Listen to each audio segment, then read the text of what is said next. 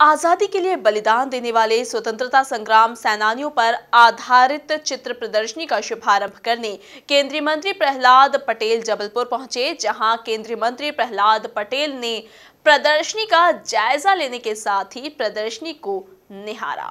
देखिए report.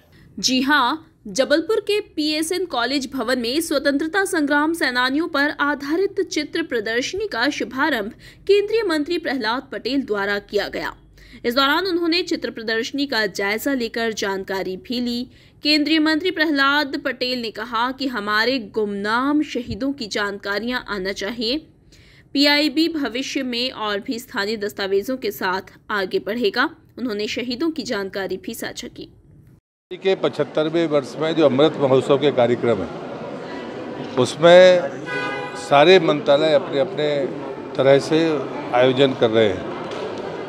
PIB है, यहाँ का जो रीजनल सेंटर है वो है, और अच्छी बात है कि उच्च शिक्षा विभाग के कैडेट्स भी इसमें शामिल है।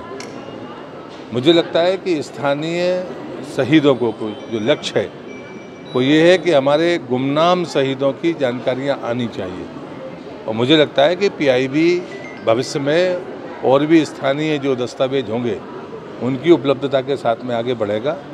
मैं जानकारी बतौर ये कहना चाहता हूँ कि दमोह में शहीद यशवंत सिंह हैं, उनको जबलपुर जेल में फांसी दी गई थी, और वो काकोरी कांड जैसी घटना के वो रहे 3 लोगों को फांसी दी गई थी, उसमें एक नौजवान दमोह के थे।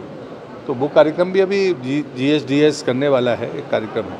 दूसरा राजा हृदय साय जो नरसिंहपुर जिले में हीरापुर है, नर्मदा के किनारे, वहाँ के उनका जन्म स्थान है, लेकिन जन्म की तिथि पता नहीं है, लेकिन उनकी मृत्यु का दिन है 28 अप्रैल।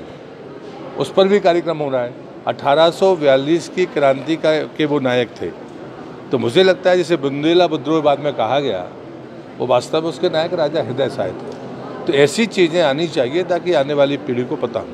मंत्री प्रहलाद पटेल ने दमोह उपचुनाव को लेकर कहा कि चुनाव की तैयारी शुरू हो गई है। वहीं उन्होंने ये भी कहा कि बंगाल में भाजपा की ही सरकार बनेगी। मंत्री पटेल ने महाराष्ट्र गृह मंत्री के आरोप पर कहा कि वह लोकतंत्र के लिए धब्बा है। उपचुनाव की तैयारी शुरू है। सर, कलकत्ता में लगातार, बंगाल में लगातार चुनाव चल रहा है, लगातार मोदी जी वहाँ जनसंपर्क कर रहे हैं। बंगाल में सरकार भाजपा की बनेगी। लोगों ने परिवर्तन का मन बना लिया। एक आखिरी, महाराष्ट्र में जो गृह मंत्री हैं वो करोड़ों का घोटाला किया, क्या लगता है? मुझे लगता है कि लोकतंत्र के लिए वो धब्बा है। कुल मिलाकर देखा जाए तो केंद्रीय मंत्री प्रहलाद पटेल ने जहां आयोजन में चित्र प्रदर्शनी को निहारा, तो वहीं बंगाल में भाजपा की सरकार बनने का दावा किया। Bureau report, MP news, Jabalpur.